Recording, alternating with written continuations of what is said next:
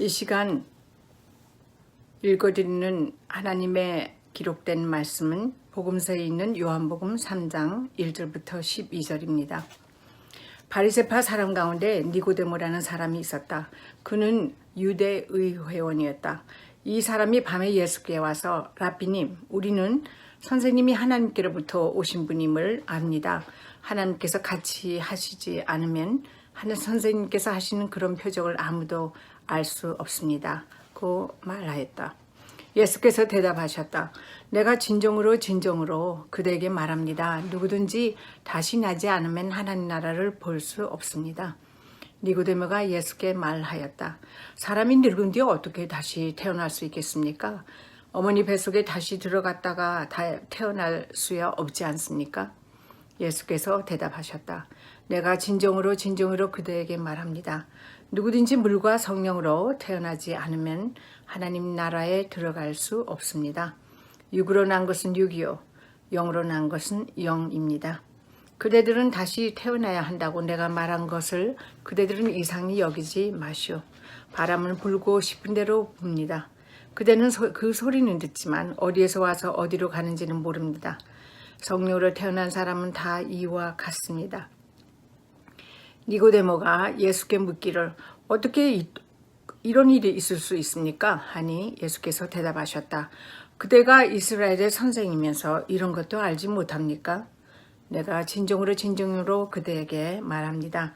우리는 우리가 아는 것을 말하고 우리가 본 것을 증언하는데 그대들은 우리의 증언을 받아들이지 않습니다. 내가 땅의 일을 말해도 그대들이 믿지 아니하거든. 하물며 하늘의 일을 말하면 어떻게 믿겠습니까?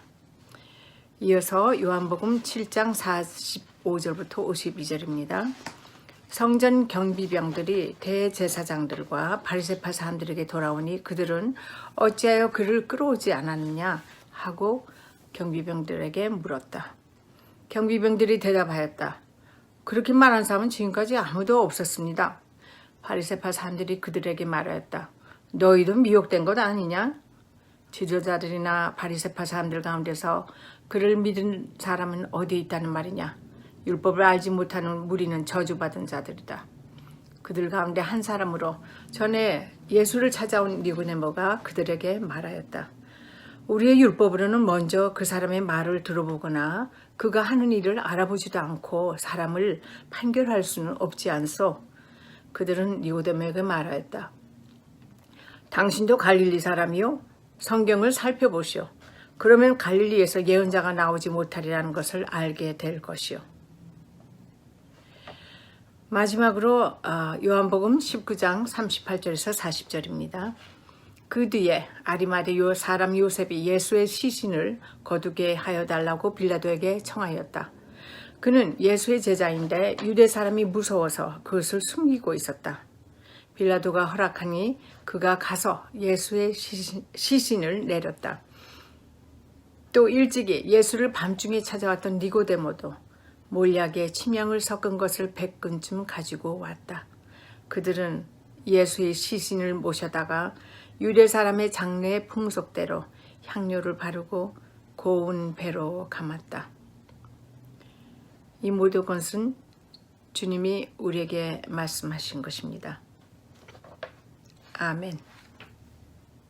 오늘은 새로운 세상에서 종교 기독교는 어떻게 달라져야 할까 시리즈 19번째이자 마지막입니다. 코로나 상황이 마무리된 이후에 지금 생각해보면 과연 이게 마무리라는 것이 가능할지 그것도 좀 의문이긴 하지만요. 코로나 상황이 마무리된 이후에 새로운 세상에서 종교는 어떻게 달라져야 할지 어떤 모습을 가져야 되고 또 어떻게 달라져야 되는지에 대해서 얘기를 한다고 하면서 이 시리즈를 시작했습니다. 그때 생각에는 이 시리즈를 시작했을 때 생각에는 종교적인 면뿐 아니라 어떤 문화적이고 문명적이고 사회적인 이런 면까지도 좀 함께 다루고 싶었습니다. 그런데 19번이나 하는 가운데 그런 얘기는 많이 한 적이 없네요. 돌아보니까 종교 얘기를 주로 하다가 19번에 시간을 보냈습니다. 좀 아쉽긴 하지만 뭐 어쩔 수가 없습니다. 왜냐하면 절기가 이제 시작되기 때문에 그렇습니다. 오늘은 제가 니고데모라고 하는 사람에 대해서 얘기를 하려고 합니다. 이 니고데모가 그렇게 유명한 사람은 아니고 등장하는 문서도 요한복음밖에 없습니다.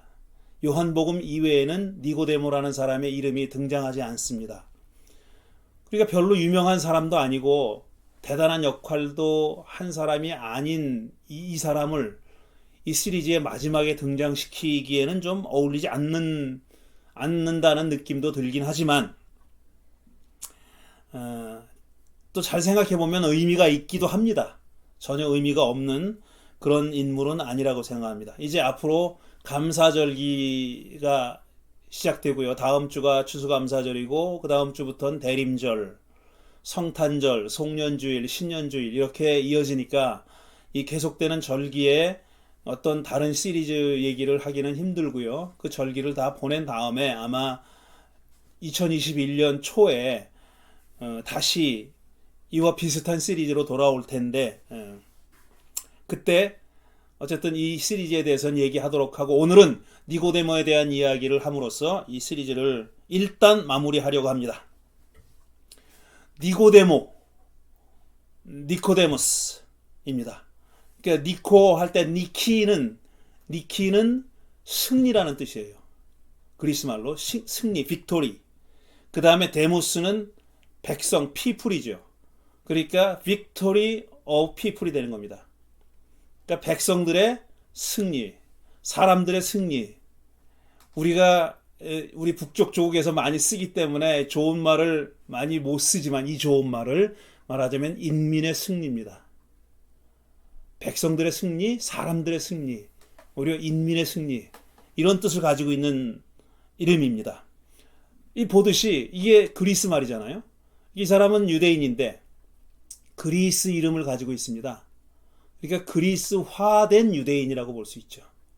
알렉산더 대왕 이후로 헬레니즘 세계가 된 이 가나안, 팔레스타인, 이스라엘에 살고 있었던 그리스화된 유대인입니다. 그러니까 말씀드렸듯이 니고데모는 오로지 요한복음에만 등장합니다. 지금 오늘 읽어드린 3장과 7장과 19장 이게 니고데모가 등장하는 전부입니다. 딱 3번 언급되는데 그 가운데서도 3장에서만 좀 길게 얘기가 되고 나머지는 아주 짧은 이야기입니다. 거의 뭐 이름만 등장한다고 말할 수 있는 큰 어떤 역할을 하는 그런 인물은 아닙니다. 그렇지만 이 3장에서는 매우 중요한 역할을 하는 사람이죠.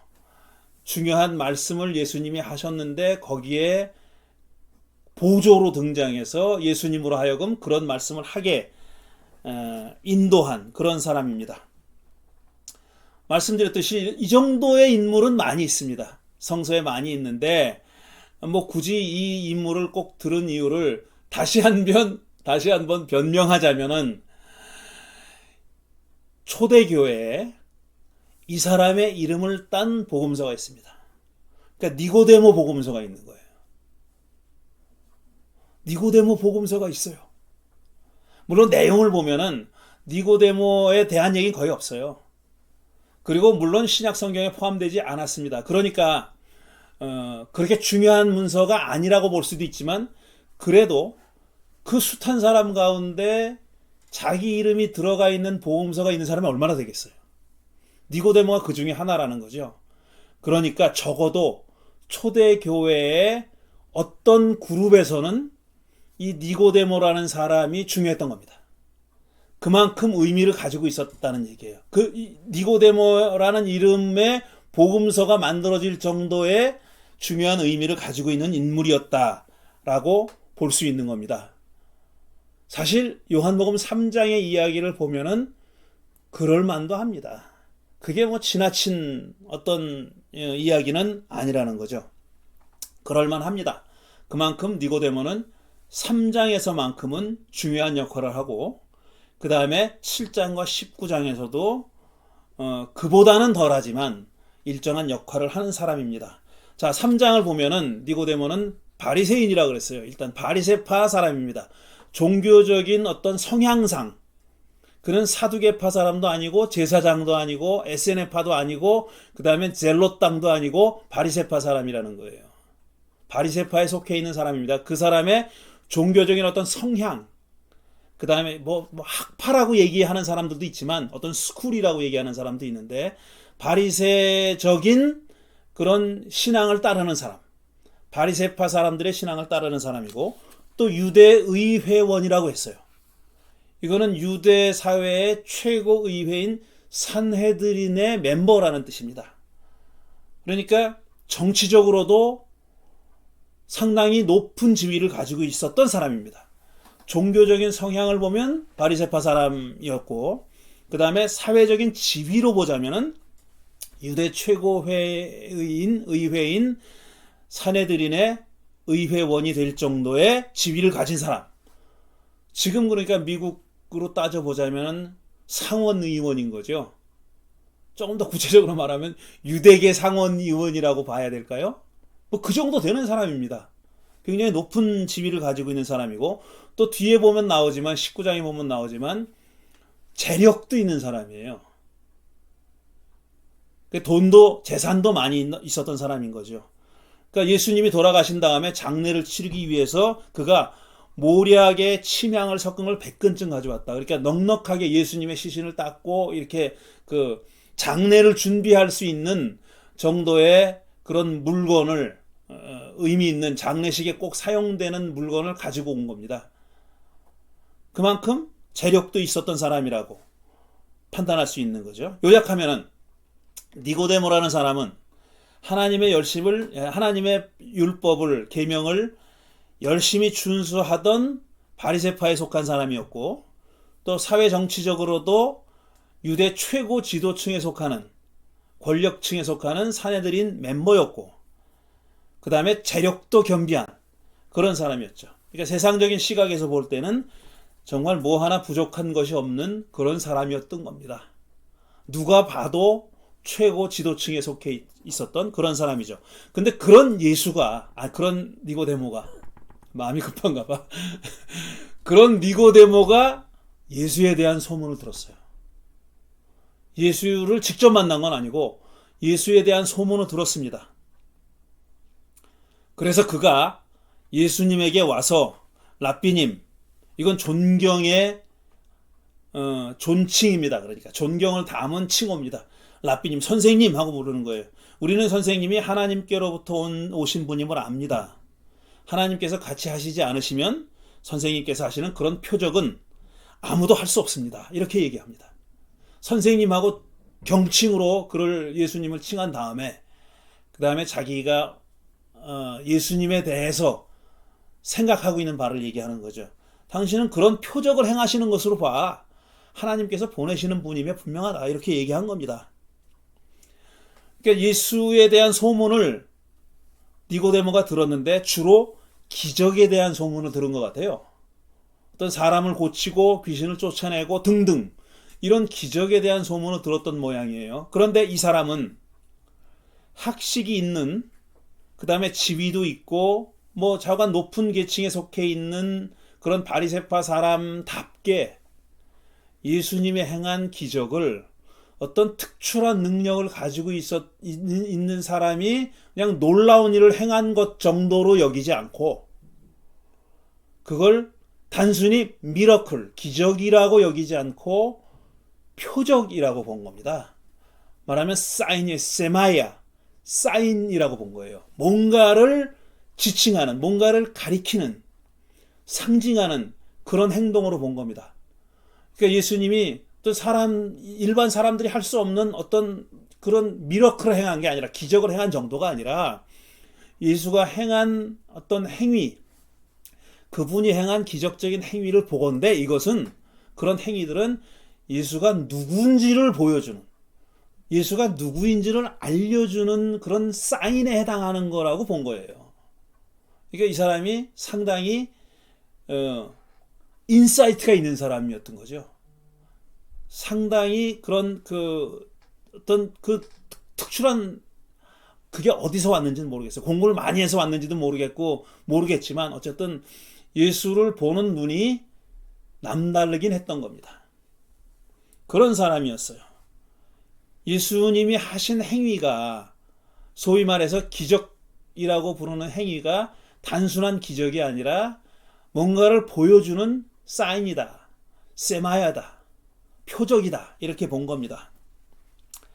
그래서 그런 행위를 한 예수를 니고데모는 만나고 싶었던 겁니다. 그런데 그가 밤에 예수를 찾아왔어요. 요한복음은 밤에 왔다고 해서 시간을 특정했습니다. 밤에 왔다. 많은 이 해석자들이 그 다음에 목사들이 그가 왜 밤에 왔는지에 대해서 많은 설명을 해놨습니다. 왜 하필 그는 밤에 예수를 만나러 왔을까? 이 교회 역사에 이 밤에 왔다는 사실을 알레고리적으로 해석한 사람들이 무수히 많았습니다.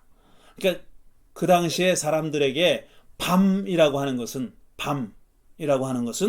어떤 어둠, 한 걸음 나와서 악, 아니면 무지, 이런 것들을 상징하는 그런 말이다 이거죠. 밤은 그러니까 어둠이나 악이나 무지 같은 것을 상징하는 그런 용어였기 때문에, 그런 개념이었기 때문에 니고데모가 밤에 찾아왔다는 것은 그가 그렇게 어둡고 악하고 그 다음에 무지했다는 것을 보여주는 그런 사인이다. 아니면 그를 둘러싸고 있는 어떤 그 분위기가, 배경이 그런 것이었다는 것을 상징하고 있다고 해설하고 있습니다. 뭐 틀린 말은 아니에요. 왜냐하면은 이 요한복음이 예수를 배반한 유다가 예수님에게 그 얘기를 듣고 나서, 그러니까 네가 나를 배반할 것이다, 당신이 나를 배반할 것이요 라는 말을 듣고 나서 빵 한 조각을 듣고 예수에게서 떠나갑니다. 그때가 밤이었다고 요한복음은 시간을 적시하고 있어요. 그때도 밤입니다. 그러니까 예수를 배반할 유다가 예수의 곁을 떠나갔을 때도 밤이었어요. 뭔가 상징하는 게 있어 보이지 않습니까? 그러니까 요한복음은 적어도 밤을 그런 의미로 사용하고 있다고 우리가 얼마든지 추측할 수 있는 겁니다. 그러니까 그렇게 알레고리적으로 해석한 것을 뭐 틀렸다고 말할 수는 없는 거죠. 또 한편 이렇게 해석하는 사람들도 있습니다. 예수가 누굽니까? 그러니까 우리는 지금 예수님을 구세주요, 뭐 하나님의 아들이요, 메시아라고 이렇게 믿지만 그 당시 사람들에게 예수는 누구냐면은 그냥 떠돌이 설교자일 뿐이에요. 이 마을 저 마을 돌아다니면서 설교하는 그런 사람이고, 가끔 기적을 행하는 기적 행위자죠. 그 다음에 떠돌이 설교자죠. 그 다음에 가난한 사람 출신이에요. 가난한 집안 출신이고 가난한 계층 사람이에요. 별 볼일 없는 사람입니다. 한마디로 얘기하면은. 그랬기 때문에 사회적 지위로 보나 어떤 종교적 성향으로 보나 예수와는 그 지위가 비교도 할 수 없었던 니고데모가 예수를 찾아갔다는 사실을 남에게 알리고 싶지 않아서 밤에 찾아갔다, 이렇게 해석하는 사람들이 많이 있습니다. 그러니까 남이 볼까봐 밤에 찾아갔다는 것이죠. 둘 다 일리가 있는 해석이고 많은 사람들이 이렇게 해석합니다. 둘 중에 하나 아니면 둘 다 채용하는, 두 가지 다 채용하는 그런 사람들도 많이 있습니다. 아마 그랬을 겁니다. 실제로 요한이 이 대목을 이렇게 밤에 찾아왔다고 썼을 때는 자기가 염두에 두고 있는 밤이라고 하는 것이 상징하는 것을 염두에 두고 그렇게 썼을 수 있고요. 그 다음에 남들이 볼까봐 밤에 찾아왔다는 말도 틀린 말은 아닐 거예요. 맞는 말일 거예요. 뭐 벌건 대낮에 찾아와가지고 사람들이 저 사람 미쳤나? 왜 저런 고위층의 사람이 떠돌이를 찾아가나? 이렇게 말할 수 있으니까 그랬을 거다 하는 것도 가능한데, 저는 거기에 보태서 이런 생각도 해봅니다. 남이 볼까봐라는 면에서는 틀린 말은 아니지만 그 니고데모가 뭐 세 구절밖에 안 나오지만 그가 가지고 있는 성품을 우리가 유추해 볼 때 혹시 자기가 그런 자기에 대한 어떤 기대, 자기가 가지고 있는 권위에 대한 존중, 이런 게 보통 사람들에게 있었을 거 아니에요. 의회원이다가 그 다음에 바리새파 사람이라고 했으니까. 바리새파 사람이 이 얼마나 됐느냐, 그때 기원이 1세기에 뭐 요세푸스가 쓴 책에 나온다나 뭐 그러면 한 6천 명 됐답니다. 6천 명. 그러니까 많은 사람은 아니에요. 바리새파에 속해 있는 사람이 그렇게 뭐 어디 가도 만날 수 있는 그런 사람은 아닙니다. 그러니까 성경에 바리새파 사람이 많이 나오니까 굉장히 흔했나 보다 이렇게 생각하는데 그 정도는 아니라고 생각해요. 숫자가 그렇게 많지 않았어요. 6천 명이면 많지 않은 숫자입니다. 그 당시에 인구에 비하면은. 그러니까 그것도 상당히 바리새파 사람이었다는 것도 굉장히 소수의 그룹에 속했다는 얘기고, 게다가 또 사내들인 고위층의 사람이니까 자기를 바라보는 일반 사람들의 시선이 있고, 그 다음에 자기의 권위에 대한 존중, 기대, 이런 게 있었을 텐데, 혹시 자기가 떠돌이에 불과한 사람들은 그렇게 보는 예수를 찾아갔을 때 자기를 존중했던 사람들이 받을 어떤 그 뭐라 그럴까, 의심, 뭐 이런 것을 염려해서 그랬지 않았을까, 이런 생각도 저는 해봅니다. 왜 제가 이렇게 생각하냐면은 니고데모를 좀 좋게 보고 싶어서 그런 겁니다. 이거 솔직하게 말씀드리는 거예요. 니고데모를 좀 그렇게 나쁜 사람이 아니고 어리석은 사람이 아니에요, 이 사람이. 이 세 군데만 봐도 이 사람은 우리가 충분히 존중할 만한 사람이고요. 그 다음에 그 사람 이름으로 복음서가 쓰여졌다는 것이 그렇게 이상하지 않을 정도의 사람이라고 저는 봅니다. 그렇게. 이 사람이 그런 마음까지도 가지고 있었기 때문에, 그런 생각까지도 했기 때문에 아마 밤에 가지 않았을까 하는 그런 생각을 저는 해봤습니다. 이 얘기를 하니까 떠오르는 분이 있네요. 우리 이 LA에서 오랫동안 아주 큰 교회 목회를 하셨고 돌아가신 분인데, 그분이 실향민이에요. 북에다 가족을 놓고 혼자 내려오셨어요. 그래가지고 혼자 사셨어요. 내려오셔가지고 남쪽에서 혼자 살다가 이민 오셔서 혼자 살았어요. 그리고 아주 큰 교회 목회를 하셨죠. 은퇴하셨어요. 은퇴하시고 나서 북에 있는 가족들이 만나고 싶은 거예요. 북에 있는 가족을 만났죠. 그래서 만나서 거기 돌아가셨어요. 누구라고 이름 제가 말씀 안 드리지만 다 아실 겁니다. 여기 사시는 분들, 오래 사셨던 분은 아실 건데, 그분도 그러니까 목회를 하시는 동안에는 가족이 얼마나 보고 싶었겠습니까? 그리고 혼자 사셨으니. 그런데도 불구하고 하지 않으셨던 거예요. 그거를 하실 수 있었어요. 그때는 초기지만 북으로 갈 수 있는 길이 열렸고 이산 가족이 만날 수 있는 길이 열렸었어요. 그런데 그거를 안 하고 계시다가 은퇴하신 다음에 만나셨던 거예요. 저는 그분이 그런 생각을 하셨을 거라고 생각합니다.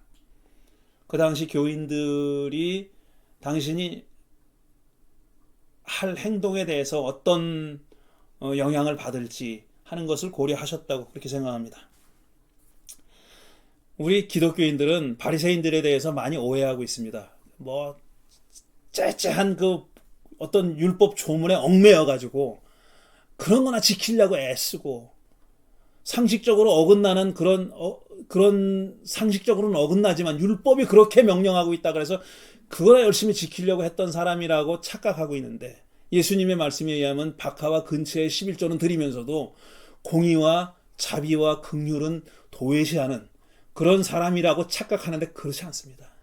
바리새파 사람은 그런 사람이 아니었었어요. 정말 성실하게, 많은 경우에 바리새파 사람들은 성실하게 율법 조문을 지키려고 애썼던 사람이고, 하나님의 뜻에 따라서 하나님의 뜻을 실천하며 살려고 애썼던 사람들이에요. 바울도 그런 바리새파 사람이었습니다. 니고데모도 그런 바리새파 사람이었었고요. 그런 그가 와서 예수님에게 그렇게 얘기한 겁니다. 표적을 보니 당신은 하나님이 보내신 분이 맞습니다 라고 얘기했어요. 그러자 그 말씀을 듣고 예수님이 니고데모에게 이렇게 말씀하시죠. 그야말로 뜬금없이 내가 진정으로 그대에게 말합니다. 누구든지 다시 나지 않으면 하나님 나라를 볼 수 없습니다. 예수님이 니고데모의 마음을 꿰뚫어 보신 걸까요? 니고데모가 이런 질문을 가지고 왔을까요? 모릅니다. 그거는 어떻게 하면 하나님 나라 볼 수 있습니까? 라고 하는 질문을 그가 심중에 품고 왔는지 우리는 몰라요. 하지만 예수님은 마치 그렇다는 듯이 니고데모가 그런 마음을 품고 왔다는 듯이 예수님은 그걸 간파하셨다는 듯이 이렇게 말씀하신 겁니다. 누구든지 다시 나지 않으면 하나님 나라를 볼 수 없다. 이렇게 말씀하셨어요. 이것도 굉장히 확실하게 확신에 차서 이렇게 얘기합니다. 진정으로 말한다. 그렇게 겹쳐서 얘기하잖아요. 이건 어떤 신적인 권위를 가지고 말씀한 겁니다. 이럴지도 몰라 이게 아니라 분명히 그렇습니다. 진정으로 말하는데 다시 나지 않으면 하나님 나라 볼 수 없습니다. 이렇게 얘기하신 거예요. 근데 니고데모는 이 다시 난다는 말을 못 알아들은 거예요. 다시 난다는 말의 뜻을 못 알아듣고 사람이 늙은 뒤에 어떻게 어머니 뱃속에 다시 들어가서 다시 태어납니까? 그럴 수는 없지 않습니까? 라고 얘기했습니다. 사람들은 이걸 보고도 이게 니고데모가 멍청하다고 바보 같다고 이렇게 얘기하고 있어요. 다시 난다는 말의 뜻을 이렇게 못 알아들을 수가 있는가? 그렇진 않습니다. 니고데모가 무지해서 무식해서 그런 게 아니에요. 왜냐하면은 다시 난다고 했을 때 예수님이 다시 난다고 했을 때 사용했던 부사어 아노센이라고 하는 부사어는 다시 again 이라는 뜻도 있지만 from above 위로부터라는 뜻도 있어요. 이렇게 서로 어울리지 않는 두 개의 뜻을 동시에 가지고 있는 부사입니다. 아노센.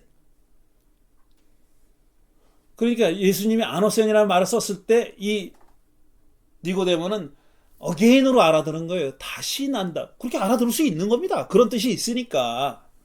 그 말에 그런 뜻이 있으니까 다시 난다니 어머니 뱃속에 다시 들어가? 어떻게 그럴 수가 있어? 이렇게 얘기한 거예요. 근데 예수님은 다시 난다고 한 게 아니라 위로부터 나지 않으면 이라고 말씀하셨다고 그렇게 이해할 수 있는 거죠. 물론 이 대화는 그리스어가 아니라 아람어로 이루어졌으니까 지금 아노스는 그리스어고요. 아람어로 이루어졌으니까 모르죠. 그렇지만 요한복음을 쓴 요한은 그렇게 이해한 겁니다. 두 가지로 다 사용되는 말을 예수님이 사용했다고 그렇게 이해한 거죠. 그러니까 물리적으로 어머니 뱃속에 들어가서 다시 태어난다는 뜻으로 사용한 게 아니라 실존적으로 혹은 영적으로 위로부터 태어나지 않으면 이라는 뜻으로 말씀하신 거예요. 이건 어떤 물리적인 개념이 아닌 거죠. 현대식으로 말하면 실존적인 개념인 거고 그 다음에 종교적으로 말하면 영적으로 사용한 거죠. 다시 난다는 게 물리적으로 신체적으로 육체적으로 다시 난다는 뜻이 아니라 위로부터 난다는 뜻이다. 그건 하나님으로부터 난다는 뜻이다. 그건 실존적으로 네가 다시 태어난다는 새로운 피조물이 된다는 뜻이다. 이전의 존재가 아니라 새로운 자아, 새로운 존재, 어떤 그전에는 겪어보지 못했던 어떤 깨달음을 통해서 새로운 존재가 됐을 때 하나님 나라를 볼 수 있다. 이런 뜻이었다는 겁니다. 제가 이 얘기는 여러 번 했고 오늘 그 니고데모라는 사람에 대해서 다른 또 본문들을 봐야 되기 때문에 여기서 중단하겠습니다. 7장은 좀 간단해요. 7장은 뭐냐면은 예수님이 명절에 예루살렘에 올라가셨어요. 그래가지고 성전에서 막 여러 가지를 가르치셨어요. 그러니까 사람들의 의견이 분분했습니다. 야, 저 사람은 도대체 뭐냐? 야, 저 사람 대단하다. 탄복, 저런 가르침 처음 들어본다. 탄복하는 사람들이 있었던 반면에 또 반대로 막 비난하는 사람들이 있었어요. 그리고 또 어떤 사람들은 저 사람이 메시아인가 보다 하는 사람이 있었던 반면에 말도 안 되는 소리 하지 마. 무슨 갈릴리에서 무슨 메시아가 이렇게 말하는 사람들도 있었어요. 의견이 분분했습니다. 그러니까 이제 유대계의 지도자들이, 유대교의 권력자들이, 대제사장들이, 바리새파 사람들이 성전 경비원을 보냅니다. 탐문을 보낸 거예요. 말하자면 탐문을 보내가지고 이상한 놈이면 잡아와라 이렇게 하고 보냈어요. 보냈는데 이 자들이 가가지고 보더니 잡아오질 않은 거예요. 잡아오질 않고 야, 너 왜 안 잡아왔어? 그러니까 뭐 그렇게 말하는 경우 분이 아닙디다 이렇게 얘기한 거예요. 그러니까 이 친구들이 잡으러 갔다가 예수에게 동화된 거예요. 예수님의 말씀에 감명을 받은 거예요. 그러고 돌아왔어요. 그러니까 그 경비병을 보낸 대제사장들과 바리새파 사람들이 머리 끝까지 화가 나가지고 야, 니들도 미혹된 거 아니야? 그러면서 막 그냥 길길이 날뛰었어요. 길길이 날뛰었습니다. 그랬더니 그 말을 듣고 있던 니고데모가, 그러니까 이 니고데모도 그들 중에 한 사람이잖아요. 대제사장과 바리새파 사람들 중에 하나예요. 거기 속한 사람이에요. 그런데 그 니고데모가 뭐라고 얘기하냐면, 우리 율법에 따르면은, 우리 율법으로는 먼저 그 사람의 말을 직접 들어봐야 되는 거 아니냐, 이렇게 얘기합니다. 그가 하는 말을 들어보지도 않고 그가 하는 일을 알아보지도 않고 사람을 판단하면 안 되는 거 아니요? 라고 얘기했어요. 지극히 이성적이고 합리적인 얘기를 한 겁니다. 들어보고 합시다. 그가 무슨 일을 했는지를 좀 알아보고 판단합시다. 판결합시다. 이렇게 얘기한 거예요. 여기 판단은 그냥 어떤 판단이 아니라 판결을 하는 겁니다. 이놈이 나쁜 놈이다. 이놈이 신성 모독자다. 이런 배교자다. 이런 판단하는 거예요. 법적인 판단하는 거예요. 그 사람들이. 근데 판결하기 전에 일단 알아봅시다라고 얘기한 거예요. 그랬더니 또 이 사람들이 길길이 날뛰었겠죠. 분명히. 이 광기 아닙니까? 광기. 미친 거예요. 그러니까 다 미쳐가고 있는데 니고데모 한 사람이 제정신의 말을 한 겁니다. 아니, 이걸 판단하기 전에 좀 들어보고 합시다. 그 사람이 한 일에 대해서 좀 따져보고 합시다. 라고 제정신을 가지고 말한 사람이 니고데모입니다. 이 니고데모가 마지막에 19장에 보면은 예수님이 돌아가셨을 때 자기 사제를 털어서 장례를 준비한 겁니다. 오래전에부터 이미 이런 일이 일어났어야 되는 거예요. 우리 그리스도인들이, 교회가 이랬어야 하는 겁니다.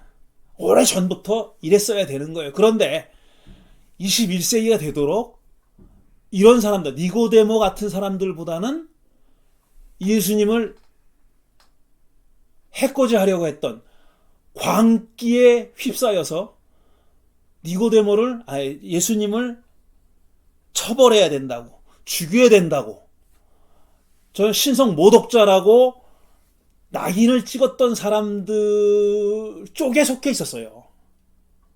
그리스도인들이. 모양만 달랐습니다. 우리는 이 사람들이 하나님을 위하지 않고 예수님을 위하지 않은 거라고 판단하잖아요. 바리새파 사람들과 대제사장이. 근데 그들은 그들 나름대로 자기들이 하는 행동이 하나님을 위한 행동이고 올바른 신앙적인 태도라고 생각하고 한 겁니다. 이 사람들은 그렇게 하고 한 거예요. 그렇게 하고 초기부터 마가복음 3장인가 보면은 초창기부터 이 바리새파 사람들과 제사장들과 헤롯 당원들이 예수를 죽이려고 했다. 왜 죽이려고 했냐면 안식일에 손 마른 사람은 고쳐줬다고. 손 마른 사람은 만성병자예요. 안식일 아니어도 고쳐줄 수 있는 거예요. 하루만 더 참어. 그동안 손 마른 채 살아왔는데 하루 못 참나? 이게 그 사람들 생각이에요. 근데 예수님은 야, 안식일에 선한 일 하는 게 오라, 악한 일 하는 게 오라. 안식일에 사람 살리는 게 오라, 죽이는 게 오라. 그러면 당장 고쳐줬어요. 그러니까 그 행위를 한 것을 보고 이 자들이, 유대교 권력자들이 쟤를 죽여야 되겠다라고 작정을 했다고 마가복음 3장은 전하고 있어요. 마가복음이지만, 요한복음 아니고 마가복음이지만 그런 일이 벌어진 겁니다. 그러니까 이 사람들이 광기에 휩싸여서 하려고 했던 행동은 뭐냐? 자기 나름은 하나님을 위한 일이고, 이러지 않으면 종교가 망가진다, 하나님을 믿는 신앙이 망가진다라고 생각하고 한 거예요. 그런 와중에 니고데모는 어떤 사람이냐면 제정신이 있어가지고 야, 이거 살펴보고 합시다. 최소한 좀 알아보고 합시다. 살펴보고 합시다. 라고 문제제기했던 사람이에요. 물론 광기에 휩싸여가지고 억눌리고 말았지만 말이에요. 오늘날도 21세기에 2020년인 올해도 우리가 우리 주위에서 광기에 휩싸인 사람들의 미친 짓을 얼마나 많이 봅니까? 얼마 전 일입니다. 한국에서 한 개신교인이 절에다 불을 질렀어요.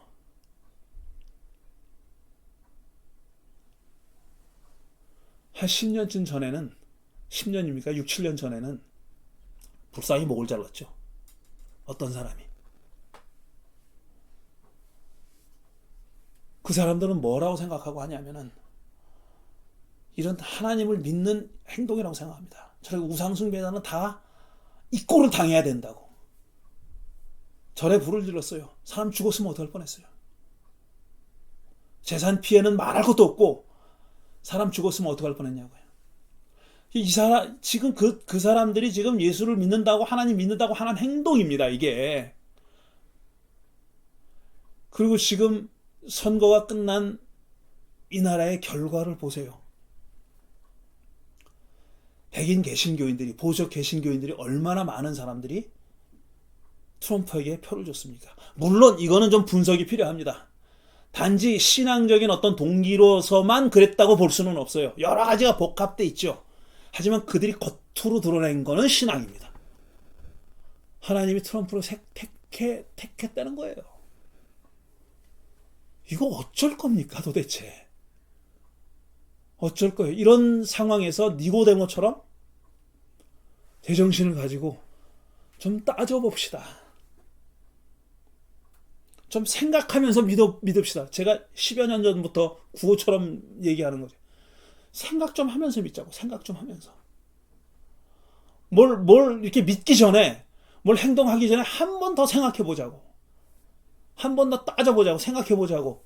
니고데모처럼 좀 해보자고. 그렇게 얘기해 오고 있습니다.